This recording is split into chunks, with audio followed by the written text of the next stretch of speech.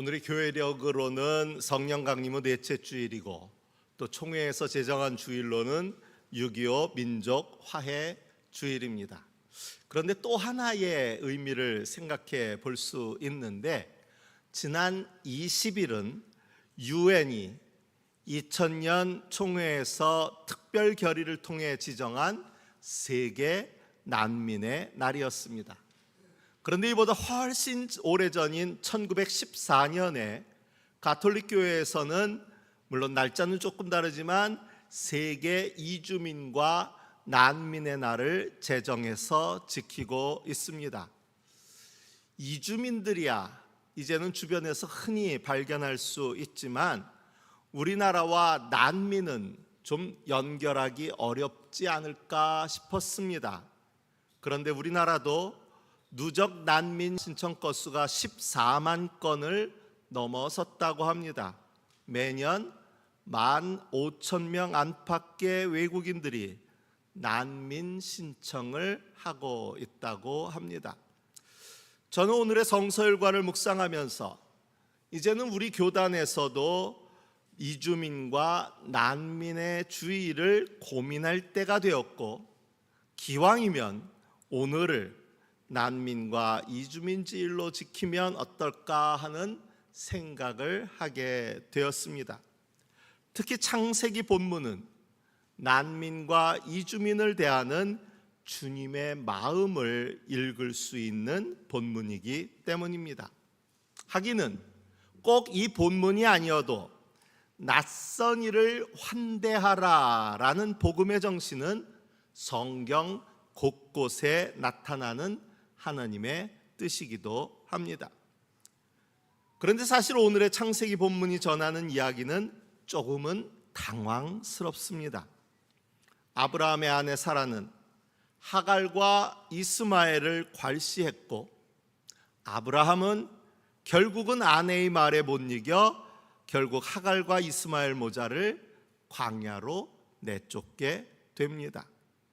마치 막장 K드라마의 스토리 전개 같습니다. 믿음의 조상이라 불리는 아브라함의 처신, 더군다나 하나님의 허락을 받은 처신이라고 받아들이기에는 너무나 비인간적인 처사이기 때문입니다. 그런데 이런 생각은 정당한 듯하지만 시대적 차이를 고려하지 않은 일방적 평가일 뿐입니다. 주인과 종, 적자와 서자의 구분이 당연했던 고대 시대의 이야기를 지금의 윤리 기준으로만 평가할 수는 없기 때문입니다. 더구나 겉으로 보이는 일의 이면에는 보다 복잡한 사정이 있을 수도 있습니다. 사라의 입장에서 그녀 나름의 절박함이 있었을 수도 있고, 가문과 공동체를 지켜야 하는 아브라함의 입장에서도 그 나름의 이유가 있을 수 있습니다. 저는 개인적으로 한 스토리를 저마다 다른 주인공의 시각으로 전개하는 옴니버스 영화를 좋아합니다. 각자 자기만의 시각에서 보는 일이 다른 사람의 입장에서는 전혀 다른 해석이 가능하다는 것이 흥미롭기 때문입니다. 우리가 흔히 하는 말로 입장 바꿔서 생각해봐 라고 얘기하지만, 이 입장을 바꾸는 일이 사실 중요하지만 참 쉽지 않은 일이구나 하는 깨달음도 갖게 됩니다. 그런 면에서 저는 이 본문의 이야기 속에서 하갈과 이스마엘 모자를 대하는 하느님의 태도가 중요하다고 느껴집니다. 하느님은 단지 이 일의 심판으로서 자아 잘못을 구분하는 역할에 머무르지 않습니다. 아니, 처음부터 하느님은 자아 잘못을 따지려고 하지 않으십니다. 사라가 그들을 내보내려고 할 때에도, 아브라함이 차마 내보내지는 못하고 고민을 할 때에도, 야, 사라가 어찌 그렇게 할 수 있느냐, 또는 아브라함에게 너는 어찌 그럴 수 있느냐, 그렇게 여기지 않고 오히려 어떻게 보면 좀 차갑게 그들을 내보내라 라고 하시는 것으로만 볼 수도 있겠지만 이 안에는 하느님의 마음이 숨겨져 있습니다. 이것은 창세기 본문이 하갈과 이스마엘의 사정에 집중한다는 점에서도 마찬가지입니다. 어찌 보면 하갈과 이스마엘은 사실 성경 속의 주인공으로 기록될 수가 없는 인물입니다. 이 신앙의 계보에 있어서 철저히 주변인이요 이단아일 뿐이기 때문입니다. 더구나 역사적으로 보면 현재 중동 지역 비극의 시작이라고 볼 수도 있는 그런 인물입니다. 그런데 그런 그들을 대하시는 하느님의 시선은 사실 아브라함과 사라 그리고 이삭을 대하시는 시선과 다르지 않다는 것을 우리는 발견할 수 있습니다. 그들이 어떤 인물인지 그들의 출신과 배경은 하느님께 중요하지 않습니다. 그저 물이 떨어져 죽어가는 아이, 나무 그늘에 아이를 두고 멀리서 이제 그가 죽어가는 것을 볼 수밖에 없어 서러이 울고 있는 어머니의 슬픔만이 부각되고 있습니다. 마치 선한 사마리아 사람이 강도 만난 사람을 보고 그의 출신과 배경을 따지지 않는 것과 같습니다. 그곳에 하느님이 등장하셨고 하갈의 눈을 밝혀 샘물을 보게 하셨고 아들 이스마엘을 살릴 수 있게 하셨습니다.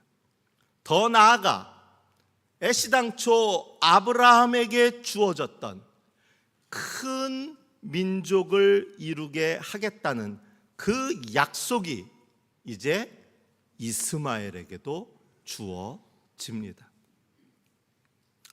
하느님을 내 편이라고 생각하는 사람들의 입장에서는 조금은 당혹스러울 처사입니다.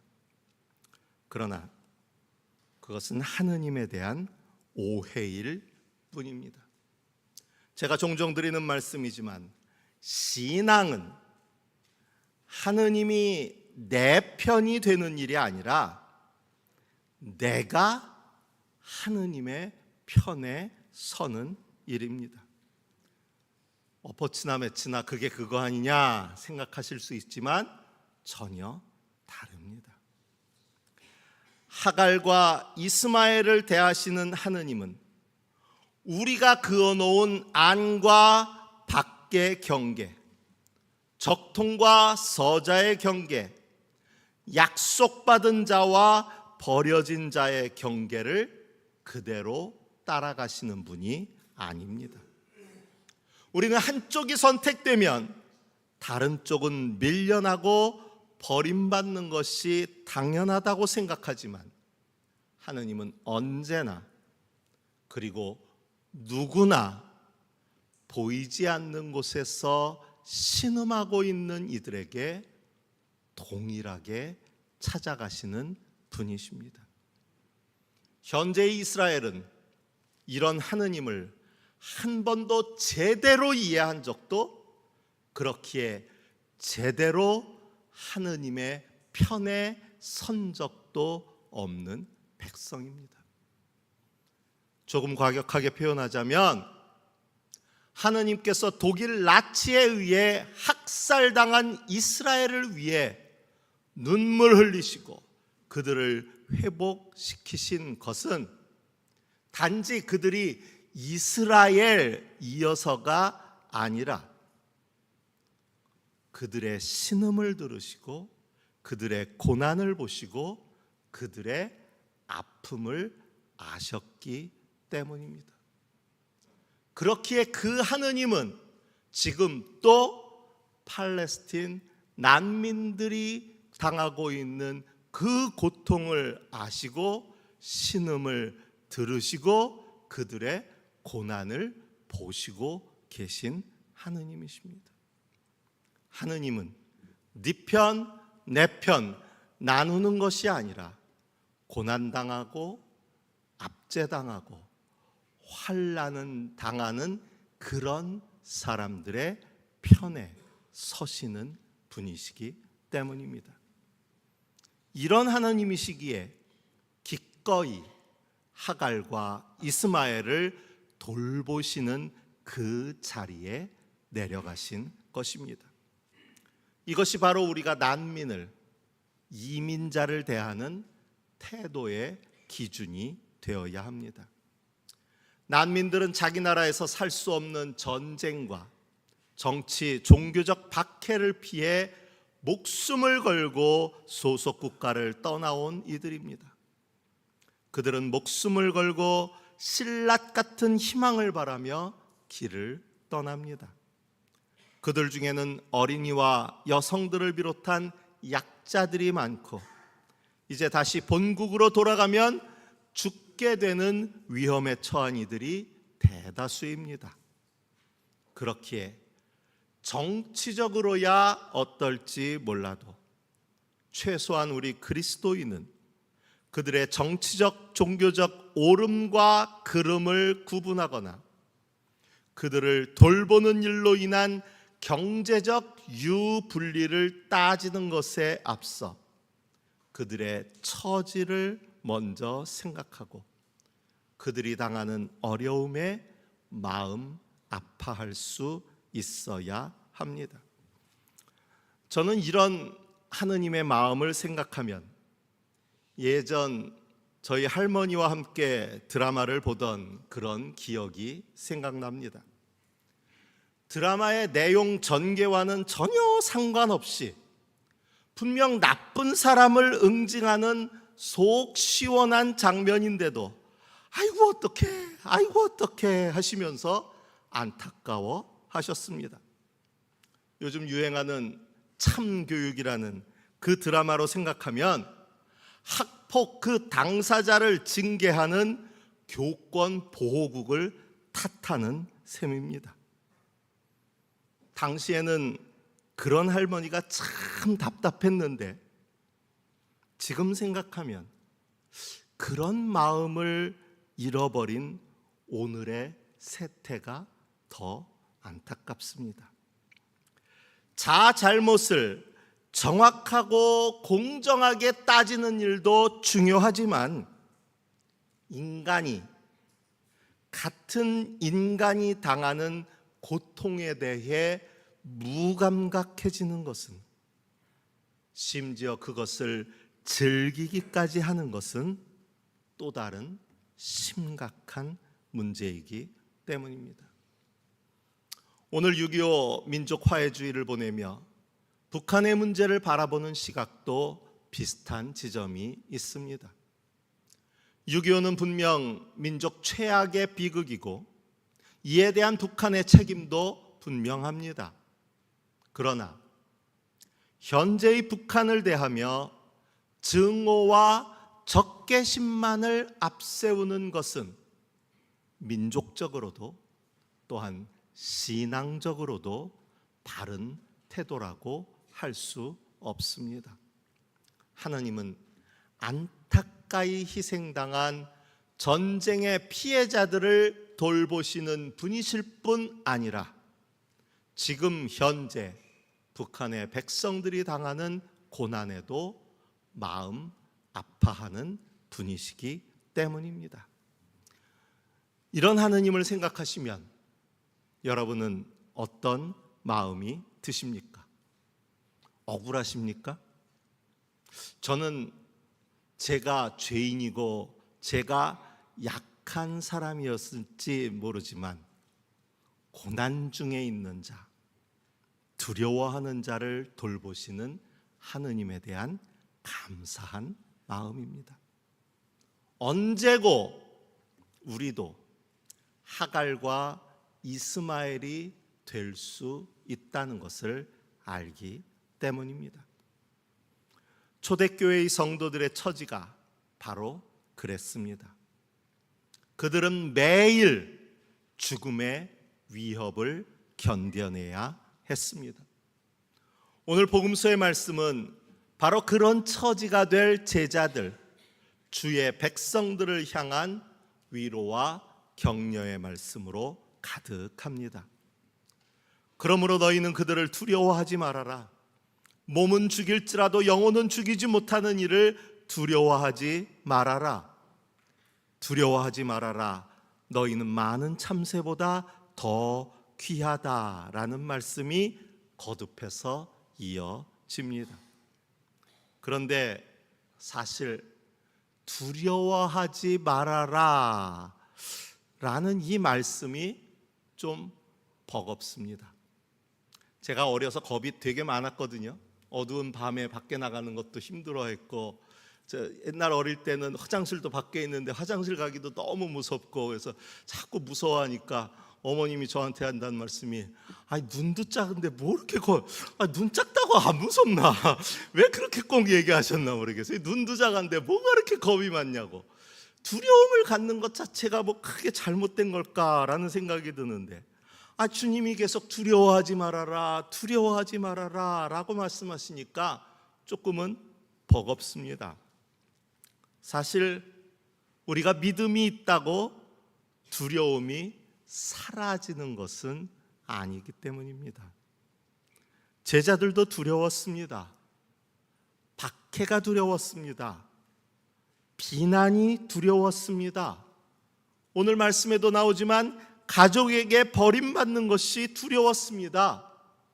그리고 그들이 당하게 될 죽음이 두려웠습니다. 그렇게 두려움 자체는 비난의 대상이 아닙니다. 주님도 두려워하는 그들을 안타까이 여기십니다. 그러나 두려워하는 그 자체와 두려움에 빠져 모든 것을 포기하는 것은 구분할 수 있어야 합니다. 두려워하는 것은 어쩔 수 없는 일일 수 있지만 두려움에 빠져 모든 것을 포기하는 것은 불신앙이기 때문입니다. 우리는 두려움이 클수록 하느님을 찾아야 할 줄로 믿습니다. 그것이 바로 믿음입니다. 믿음은 두려움을 느끼지 않는 것이 아니라 두려움 속에서도 하느님을 선택하는 것입니다. 도전하라 한 번도 실패하지 않은 것처럼 이란 책이 있는데, 이 책의 저자 수전 제퍼슨은 용기는 두려워하지 않는 것이 아니라 두려움 속에서도 한 걸음을 내딛는 것, 해야 할 일을 하는 것이라고 말합니다. 이 책의 영어 제목 자체가 명언입니다. Feel the fear and do it anyway. 두려움을 극복하고 두려움을 넘어서고 하는 것이 아니라 그냥 두려워하랍니다. 그러고는 어쨌거나 또 그냥 하랍니다. 그런데 믿음은 그냥 하는 것이 아니라 do it anyway, 그냥 하는 것이 아니라 두렵기에 우리의 머리카락까지도 다 세워놓고 계시는 하느님을 찾는 일입니다.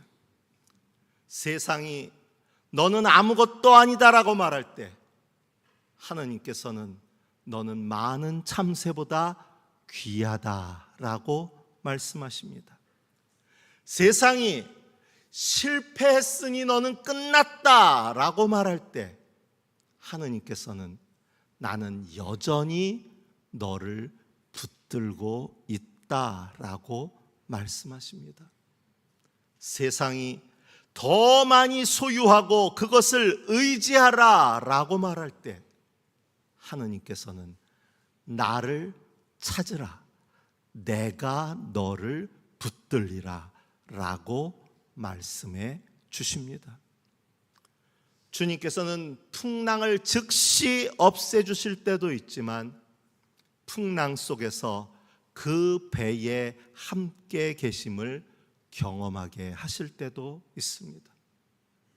불 속에서 꺼내주실 때도 있지만 다니엘의 세 친구처럼 불 속에서 함께 걸어주실 때도 있습니다.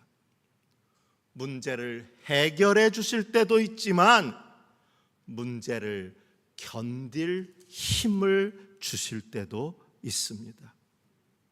그렇게 우리는 눈앞에 십자가를 외면하는 사람, 목숨의 위협 때문에 하느님을 떠나는 사람이 아니라 두렵고 괴롭고 버거울지라도 자기 십자가를 지고 주님을 따르는 사람이 되어야 합니다. 그런데 그냥 따르라는 것이 아닙니다. 요즘 러닝이 유행하면서 러닝 크루라는 모임이 곳곳에 생깁니다. 뭐 이름이 거창하지만 그냥 같이 달리는 사람들입니다. 아무래도 혼자 달리다 보면 조금 뛰다가 힘들다고 포기하게 되거나 또 다음 날 아침 일어나서 또 뛰러 나가기가 힘들 수도 있습니다. 이럴 때 함께 하는 사람들이 있다는 것만으로도 힘이 되고 격려가 됩니다. 그런데 바울은 로마서에서 이렇게 그저 함께 하는 것을 넘어서 주님과 연합하는 사람이라는 개념을 더합니다. 이를 설명하기 위해 바울은 세례를 말합니다. 세례를 뜻하는 헬라어 밥티조는 단순히 물을 뿌리는 의식이 아니라 물속에 완전히 잠그다, 수장시키다라는 강력한 의미를 지닙니다. 우리는 세례를 통해 우리의 옛 자아가 죽고 주님 안에 새로운 존재로 거듭나서 주님과 연합하는 사람이 된다는 것입니다. 연합을 뜻하는 헬라어 쉼피토스는 단단히 접붙임을 받다라는 뜻의 생물학적이고 유기적인 결합을 뜻하는 단어입니다. 그저 공간적으로나 물리적으로 함께하는 것을 넘어서 유기적으로 존재 자체가 하나가 되는 것을 의미합니다. 저와 여러분이 오늘도 이 고백교회라는 같은 공간에 함께 있지만 때로는 서로 다른 생각을 그대로 갖고 있을 수 있습니다. 교회가 된다는 것은 이 공간적인 또는 물리적인 함께하는 것을 넘어서 그리스도와 함께 참된 연합을 이루어 가는 것, 그것이 진정한 의미에서 교회가 되는 것입니다. 주님이 함께 하신다는 것만으로도 충분한 힘이 되지만 그것을 넘어서 주님과 온전히 하나 된 연합한 그런 존재로서 십자가의 자리까지 주님과 함께하는 믿음의 공동체가 되는 것, 그것이 바로 교회가 되는 것입니다. 그리할 때 우리에게는 그리스도와 함께 죽었으면 그와 함께 우리도 또한 살아날 것이라는 분명한 믿음이 가능합니다. 그렇게 우리는 죄에 대해서는 죽은 사람이요 하나님을 위해서는 그리스도 예수 안에서 살고 있는 사람이 되어 갑니다. 그리고 이런 우리들의 걸음은 결코 두려움이 멈춰 세울 수가 없습니다. 오늘 주보 겉면에 장공 김재준 목사님의 어록을 모아놓은 그 책의 내용 몇 가지를 옮겨 놓았는데 이 책의 제목이 하나님만 믿고 모험하라 라는 책입니다. 그리고 이 책에 부제가 붙어 있는데 꿈꾸는 자, 위대한 동경과 약속에 사는 자, 그의 이름은 크리스찬이다 라고 쓰여 있습니다. 바로 저와 여러분의 이름입니다.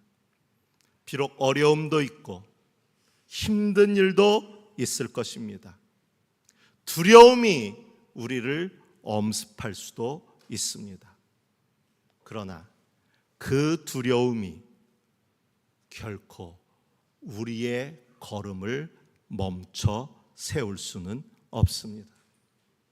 우리는 우리를 돌보시는 하느님을 믿고 의지하는 그리스도인이기 때문입니다. 함께 그리스도와 연합하여 우리에게 맡겨진 믿음의 길을 끝까지 걸어가시기를 바랍니다. 하느님께서 여러분의 걸음을 은혜와 사랑으로 돌보실 줄로 믿습니다. 주신 말씀을 마음에 새기며 묵상합니다.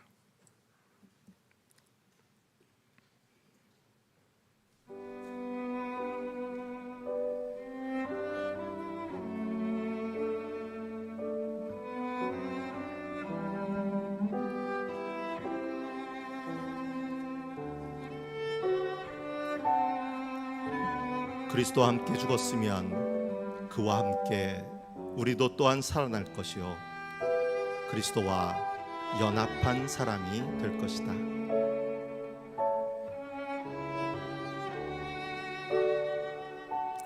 그러므로 너희는 그들을 두려워하지 말아라. 너희는 많은 참새보다 더 귀하다.